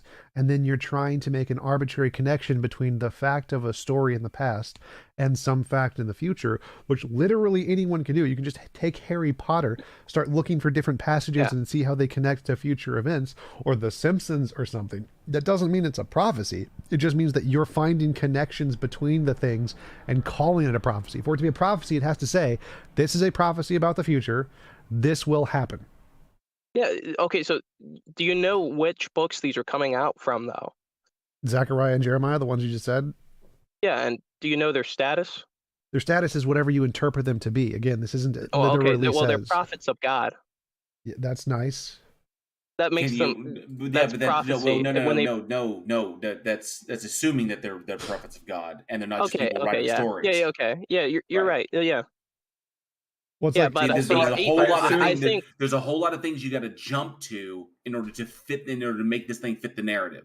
And I'm just saying, and I'm just saying, you don't even have to look at all of that. Just look at what you can verify. Just look at what evidence you have and what you have to work with, as far as like the biblical sources and extra biblical sources. Look at all the details we have. What conclusions can we draw from the information we have? And the problem is that the information is so limited, and we cannot, beyond a reasonable doubt, eliminate certain possibilities. So ultimately, you could say, we don't know, we can't derive a conclusion because we lack detail and we lack information. So we can assume things, but we shouldn't take those things as, gospel, no pun intended, because we can't verify it. All we can verify is that literally something was written down a long time ago, and we cannot discern the motivation. We cannot discern the goal. There's a lot of things, especially of the author at the time. So we don't know so much, and just assuming that it's true would be intellectually dishonest. Okay, so do you take that with every history book? It depends upon the amount of information that we have to verify. One thing that really, really helps is not just one story coming out of one culture, one ancient culture. That's really, really difficult, and we don't give a lot of credibility to those because it's literally one culture's version of events. But if we can get one story from one culture and then we get another story from another culture, and these things line up, then we know the truth cuts somewhere up the middle. And then we can draw conclusions based upon all of the data around us. We don't just take one story from one culture that we cannot verify and say, this was history. What we do is we say, this is their version of historical events, then this is this culture's version of historical events, and we compile all of the data into a body of evidence. And then we look at where we look at the connective tissue. We look at where we can draw connections between all of them. Yeah. And then we look at things like, diplomatic correspondence and trade routes and what we know from archaeology. And we put all of this together to form a picture of what most likely the future was like. But there are some sources that earn enough credibility where you wouldn't imagine what they're saying is actually, untrue. Yeah, but not so much in the Bible. If you were talking solely about the Bible in and of itself, I'm talking about historically speaking. So like there are prophecies that are really good. Hinduism has the best prophecy I've ever seen. It predicts the age of the earth is 4.3 billion years old. That's a really good prophecy. Like we know it happened. It was written 6,000 years ago. There's no ambiguity. We don't have to debate the sources. We know this was written in a book thousands of years ago, and it's a really damn good prophecy. The prophecies in the Bible are not, I don't know of any that good. Or in the Quran, the Bible, nothing. Like, they don't give specific dates. They don't give specific information. They're arbitrary and ambiguous, and debating about whether or not we trust the sources, I don't care. We have an example of a really good prophecy. The earth is 4.3 billion, because I think it was just random chance. Like, it's a good prophecy. It's better than any of the Christian evidence, but it's still not good enough to indicate a God. That's a really far-reaching random chance. I mean, I would imagine if you were to, really be serious about seeking God, you would take it into Hinduism if it was that accurate. Whoa. Serious about seeking God? Yeah. I mean, if you really want, it's kind of poisoning the well, isn't it? No, that's fine. Like, he's saying that if you consider this to be real evidence, if you consider novel testable predictions to be real evidence, and this is a novel testable prediction, then that would be evidence of a God, which it is. This is the best evidence of a God ever, but it's not sufficient. Like, if the Hindu Bhagavad Gita was filled with these kinds of predictions, DNA is a double helix, the extinction happened at this time, the universe is 14 billion years old, then yes, that would be great evidence of a God. If literally it said all of these things in the Bhagavad Gita, then yes, that would be great. But there's lots of things it says that are silly and ridiculous and wrong. And the fact that I got one thing right means I'm probably not going to trust exactly right. So it's 4.3 billion years in Hinduism, but the actual figure is closer to 4.5. So we would say it's close, right? Yeah, that's still a better prediction than literally anything in any other religion. So that's still good. I consider that evidence. That's real evidence. I mean, and that's if what we are interpreting from the universe is actually real or not. Well, yes, if science is right, which is the most reliable source we have. Well, I mean, you guys said it yourself. I mean, we make up truth for ourselves. No. Yeah, we do. No. That really comes down to your theory of truth. What theory of truth that you adhere to, like correspondence theory, pragmatist, theory, coherence theory. Yeah, I don't know all the labels.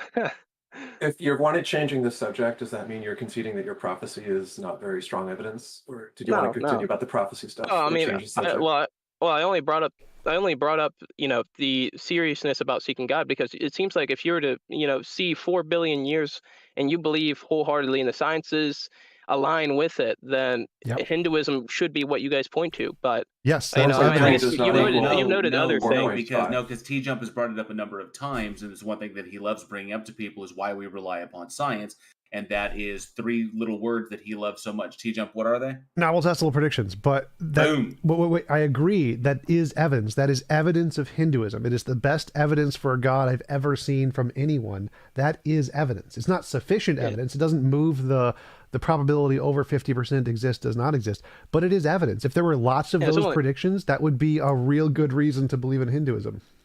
Yeah, I mean, it's only 500 million years off the current understanding.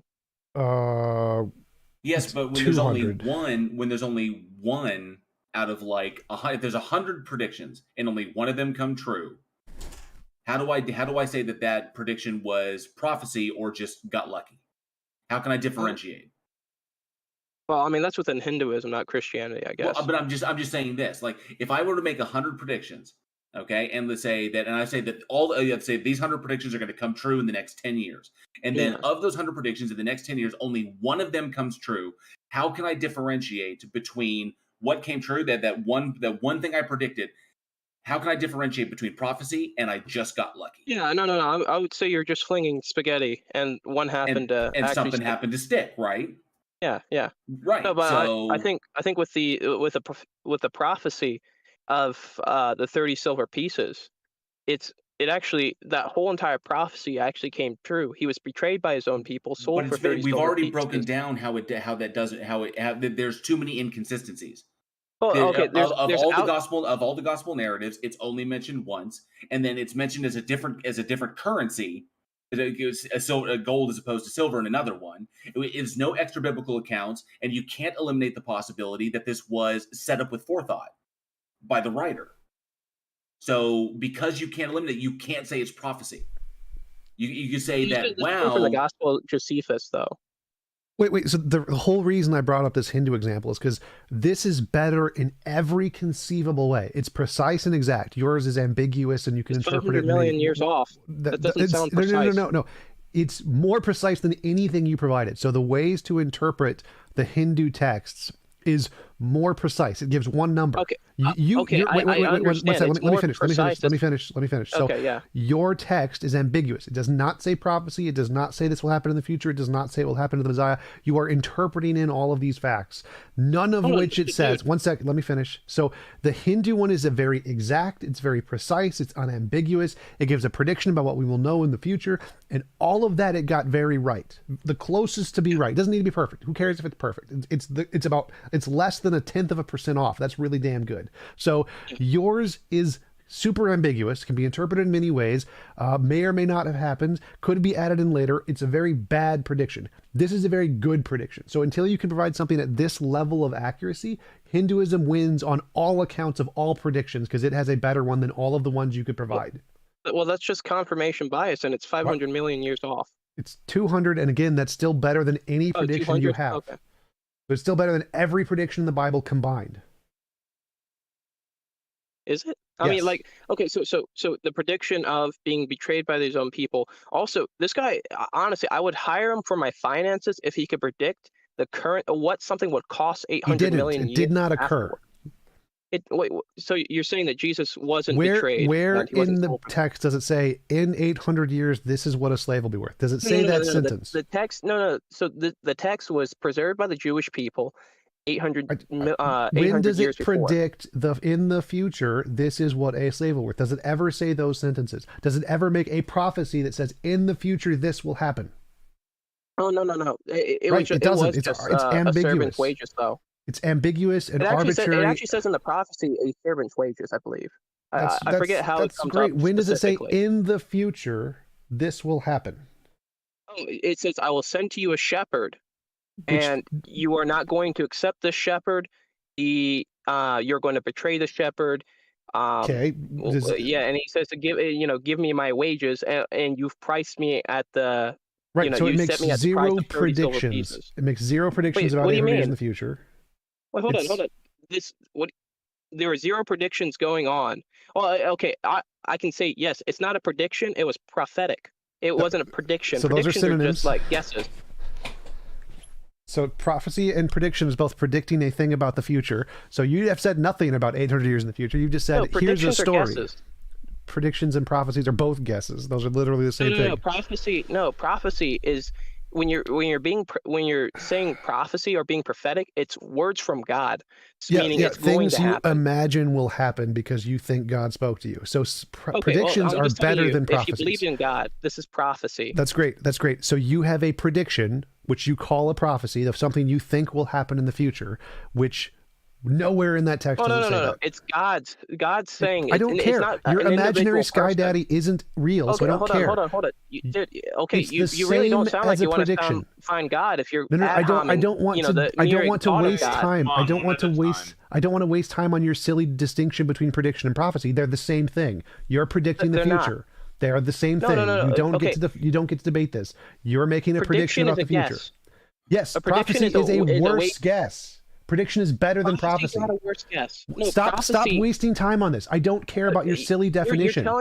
You're telling me the wrong definition. I don't care about your silly definition. You can identify it a certain way. I don't care. I don't care about your silly definition. You're making a prediction. It was wrong. There's nowhere in that says that it's going to happen. There's nowhere it says 800 years. It doesn't say anything about prediction or prophecy. You are making shit up and saying, here's a story in the Old Testament. I'm going to make up that it's saying something about the New Testament, even though it doesn't say that anywhere in the Old Testament.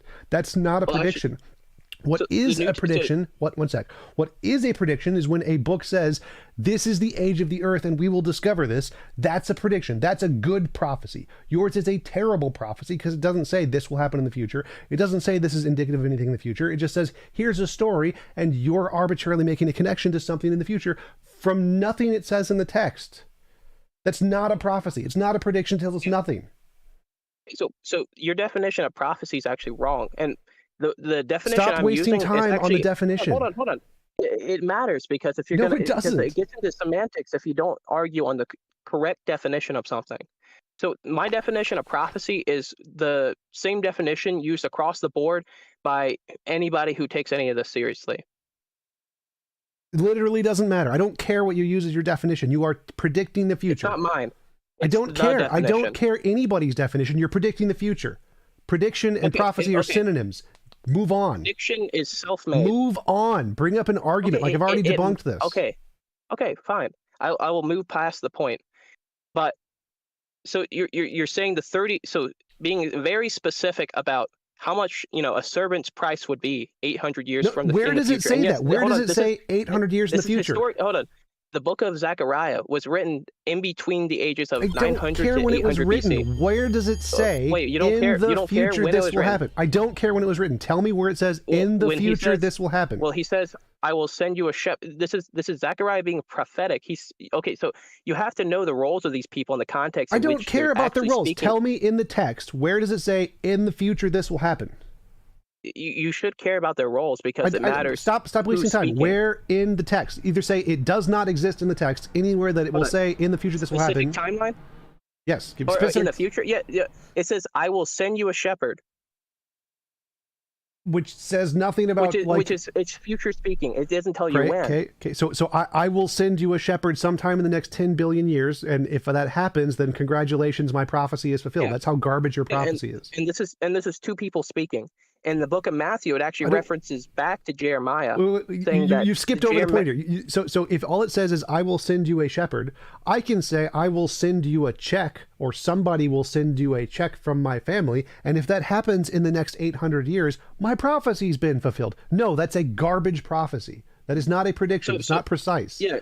The Hinduism one is precise. Yours is not. Yours is garbage. Well, in the New Testament, Jesus actually, he's been called the shepherd. He calls himself the shepherd. So? And that he's okay. Well, I mean, okay. So what exactly are you looking for here? Because precision. It seems like you're just shutting down whatever's being brought up. Okay. So let me try to explain this again. So for a prediction to be a prediction or good one, it has to be precise.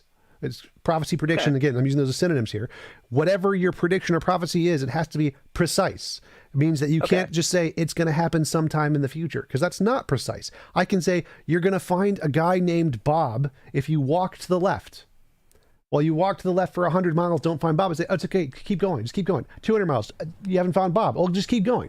And eventually, if you keep walking to the left for over an infinite amount of time, you'll eventually find a guy named Bob. That is a terrible prediction because it has no stopping point. A good prediction is here is a number. I'm going to give you a number. It's either right or wrong. There's no keep looking until you find it. Your prediction is terrible because it doesn't give a precise date. It doesn't give a precise account of when this is going to happen. So it's just saying sometime in the infinite future this will occur. Not a prediction, not a prophecy, not good. Garbage. Hindu specific gives you a number, 4.3 billion years ago. That's very good, very precise, very good prediction. It's okay, 200 million years off. Which is still better than everything you've said. Yeah, okay. I mean, that's your opinion because I'm telling you that's within the scope of your own reality. And that's only confirmation bias. If you cannot definitively prove the Earth is even 4 billion years old or the solar system is 4 billion years old. I don't think you're understanding the point here. So one sec. So the point here is that for any prediction, one sec. So let me try to let me clarify. Correct. The Earth was not made 4 billion years ago. It's actually 4.5. Yes, it was. So hold 3.7. They're not correct on that one. So stop. 3.7 Stop. The point here is that if you make a prediction, every instance that it can be wrong. So if I say something will happen in the future, every time in the future it doesn't happen is a failed prediction. So everything you can interpret as the prediction succeeding, like if I say over the next 10 dice, a 6 will roll or something, each time it fails is a failed prediction. So if you say in the future, I'll send you a shepherd, if in the next year there's no shepherd, it's a failed prediction. The next year is a failed prediction. Next year, failed prediction. So this prediction has failed 800 times and then got it right once. So it's wrong 99% of the time. It's only Hinduism. wrong if they gave a timeline and the time was off. Stop. So in any prediction, this is why in science we don't accept these kind of garbage, ambiguous predictions, because they can be interpreted to mean any of those times. And so all of the interpretations that they interpreted them as 2 years later, 5 years later, those were wrong, which means the prediction, because it was ambiguous, which incorporated all those interpretations, was wrong 99% of the time.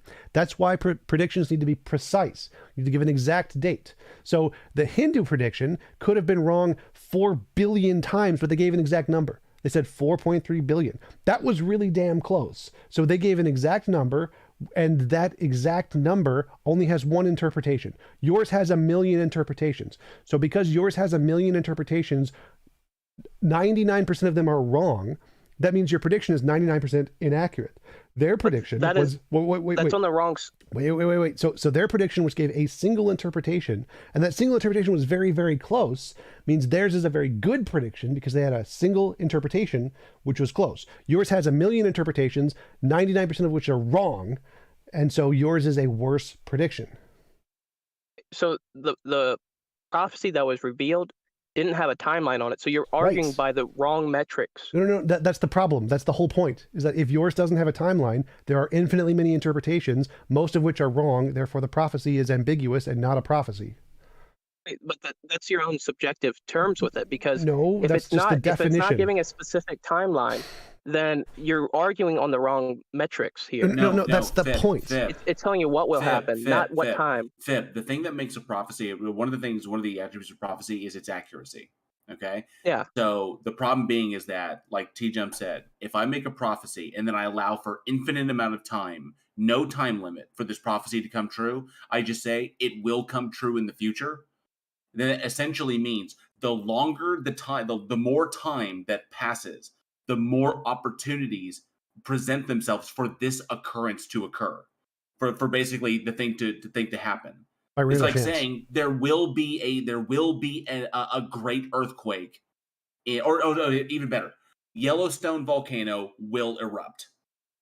I'm making that prediction, but when will it happen? No, I'm just saying it will happen. Well, it could happen tomorrow. It could happen in the next 100,000 years. Now, and I know it's a possibility that it could happen because it's not outside the realm of reality. The volcanoes erupt. Yellowstone is a caldera. It will erupt in the future, but I'm not giving you a time. So if I simply say it will erupt, I know it's possible that it could erupt, and then I don't give a time frame. It could be any time it could erupt. Is that a prediction? That's the point. Yeah, I understand what you guys are arguing on. TJump was saying if in Zechariah it had simply said that there will be a man in this amount of time, like 800 years from now, who these things, and his name will be this, and he will do this, and he will be betrayed, and this is what will happen, that would be one hell of a prediction. Yeah. But that's not what happened. Yeah. Well, okay, so the only thing that you guys don't have, which is something that God's not been good with, for anybody who, is a Christian and knows what it means to wait on God. Yeah, he doesn't give times. Right. So that's bad. So, but you're arguing on the incorrect metrics, though. No. You're arguing from Fib. You're arguing from a position of faith. And we don't have faith in the evidence that's been revealed. That's right. And the evidence has, and we're telling you that upon critical examination, it has not been revealed. So if you take faith out of the mix, that's what's missing. So no, we're not going to take it on faith because there's problems with faith. Faith is bad. Okay. So like belief without evidence is what we're talking about. Faith, not trust, not confidence, which are sliding scales based upon evidence and past experience, okay? Faith in and of itself doesn't work because, one, faith is essentially emotionally based. It's based on how you feel. You can have faith in a thing, and depending upon how you feel about that thing, that faith can diminish, it can go away, or it can improve. But that's totally based on emotion and not on evidence. Two, faith can be manipulated by external sources, and it can be manipulated without you knowing it, which is how cults are formed and people are drawn into cult behaviors like the new IFB or the Jim Jones cult or the Heaven's Gate cult, or the Prank I don't know about these cults.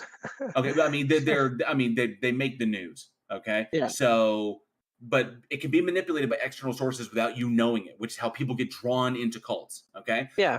And 3, faith doesn't make any mechanistic explanations about anything, and it doesn't provide any further information about the world, about reality. It doesn't. It just simply says it is. It literally ceases inquiry. So no, faith doesn't work because, and also you can throw in a fourth thing. Your faith can be misplaced without you realizing it. Okay, when you just put belief into something with no evidence whatsoever to justify it, you can stick that thing in the wrong thing. All right, so faith can be misplaced. It can be manipulated by external sources without your knowledge. It doesn't provide any additional information or predictive information or mechanistic explanation about reality, and it's emotion based. When you have so many other tools that are better at determining things about reality, why would you ever rely on faith? One, because I have trust in God, and 2, I mean, that's what we've been called to do, is to have faith in Christ. That's fallacious because you assume that you have been called by God and not by other people telling you were called by God. How can you make the determination? How can you, where is the line? How can you say, this is what has happened and this is what is real and this is what is not as real? How are you making the determination between what is real and what is imaginary? Well, so with the sciences, you can make the same argument with the sciences. You have people who have spent their whole lives believing they're correct and wanting to prove themselves correct.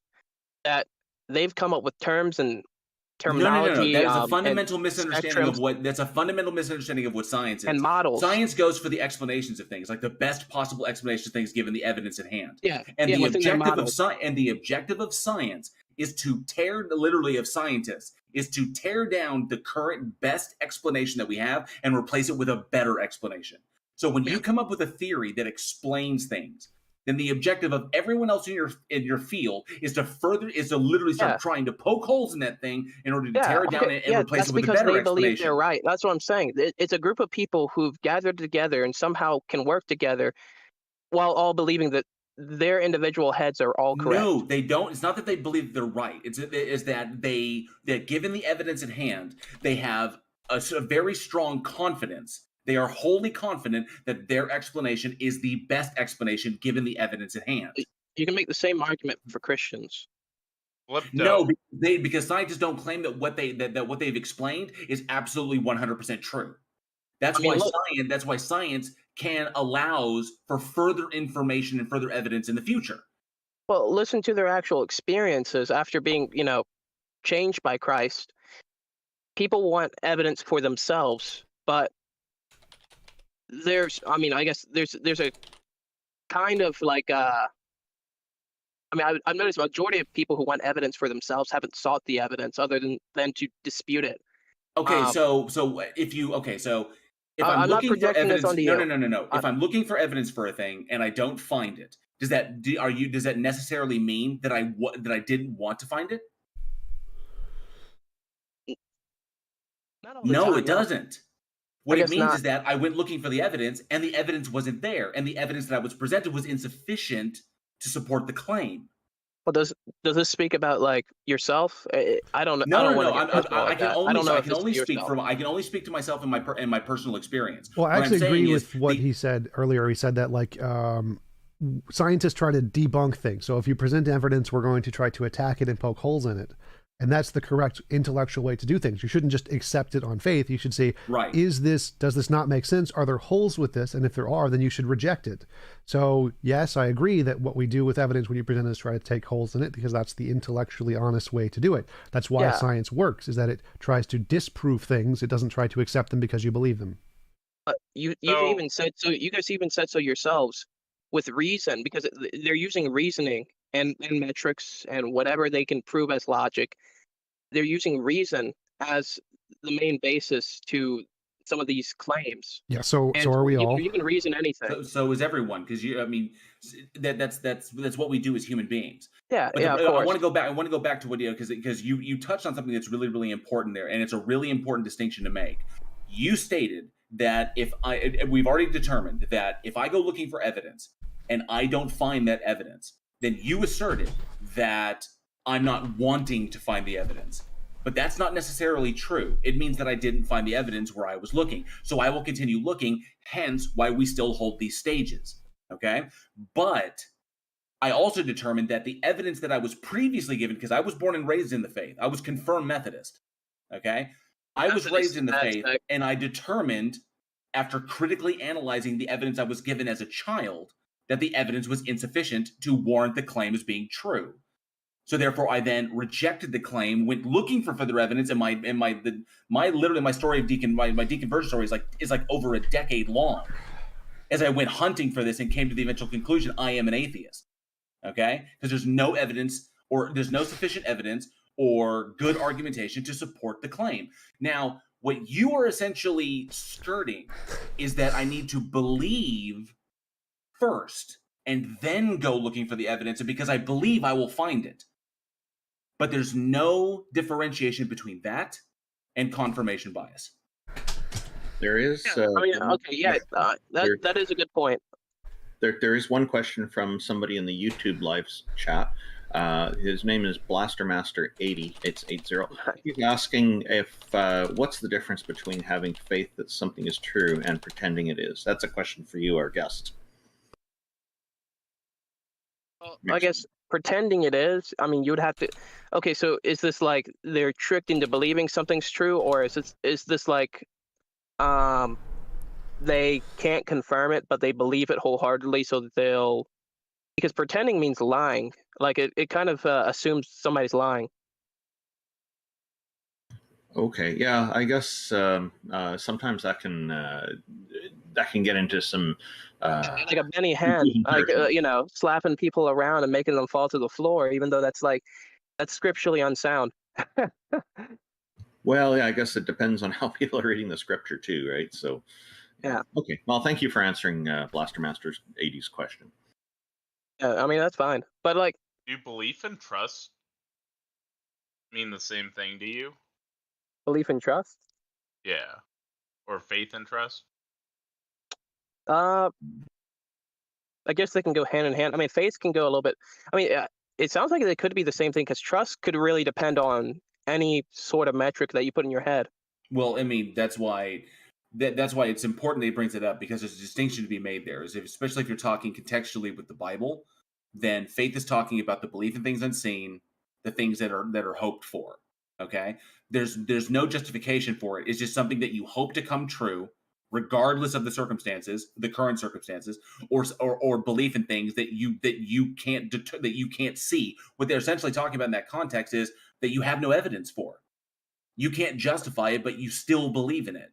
And that's problematic, because trust and confidence are all about evidence. And there's, like I said, thank you for the super chat. I have very little trust in this because there is no evidence for me to have any trust in it. Like, a person is lied to me constantly. Spitting fire. I have no trust in what. Give TJump your money. Love it, Jacob. Yeah, but if all of a sudden that person starts telling me the truth, and they over time exhibit a pattern of behavior that is constantly that they're making an effort to change, and they start telling the truth, and they really, really put forth the effort, and my trust levels will improve slowly but surely over time. I'll know that person won't lie to me, because it's been demonstrated. So therefore, I have evidence to support my trust. I trust them because they won't lie to me. Same thing with confidence. I'm confident because the evidence susses this out. But like I said, it's a sliding scale. And so if all of a sudden I lose confidence because the evidence was shown to be incorrect, and so I no longer am warranted in putting confidence in this thing. If I did maintain that confidence in lieu of the evidence, then I would be just essentially being, well, I'm holding on to it because I want to. That's serving some psychological or physiological utility for me. That's intellectually dishonest. Yeah. Okay. Yeah, that is. But if you were to take an actual instance where within, I guess, your sect of religion, and it was confirmed, and you weren't trying to confirm it or anything like that, like, because it even shows in scripture that Peter tried to stop the Romans, both while saying that Jesus shouldn't do what he was, what he knew was going to happen, and him trying to fight back the Romans. So, I mean, and there's even instances where it shows, the disciples were afraid. They had distrust. They didn't have 100% faith. Even one of the disciples who didn't even believe Jesus resurrected until he actually, Jesus revealed himself to him. So it's an understandable human commodity.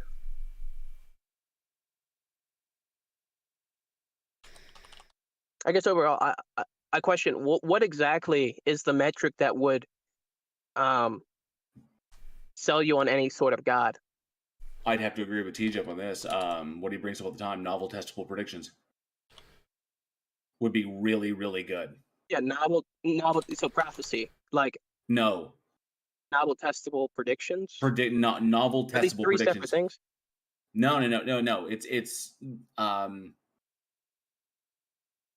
that was a segue intended for TJump to what? so yeah, I think prophecy is a kind of novel testable prediction. So yeah, prophecy and predictions I think are like the same thing if they're precise. Yeah. Okay, and so testable and repeatable go into that in my eyes. Well, okay, so what are the testable? You mean like somebody has witnessed it, or well, testable just means like confirming the prediction. So like doesn't mean confirmation within our timeline. Yes. And a part of that is also eliminating other possibilities. Yeah. So that's a part of that process, is eliminating the possibility of something else so it doesn't look like what you're trying to find. Also, we brought up that there's a possibility that the other authors in the Bible and in extra-canonical sources don't even agree with this. Luke and Acts, which were written probably about 10 years after Matthew, do not mention the price. They say a price was agreed, but no price is specified. Because that's their own testimony. Right, but what you're saying is that the Bible should be enough evidence that this is the case, but even the Bible itself doesn't agree that this is the case. Furthermore, if we go to extra biblical sources, we find another source that claims it was 30 pieces of gold, right? So the criterion for why you're going to accept Matt and not Luke or the other source as evidence that it was not 30 pieces of silver seems like it's going to be pretty subjective. And there's reasons why, even if it gives the exact price, and even if it's agreed on in many places, as it's been already established. What? I mean, who wrote that source? The other one, I gave it out earlier. Let me find it again. But the point is, one of these was accepted into the canon, one of these wasn't, probably because they disagreed on this important fact, right? But they didn't have some like principle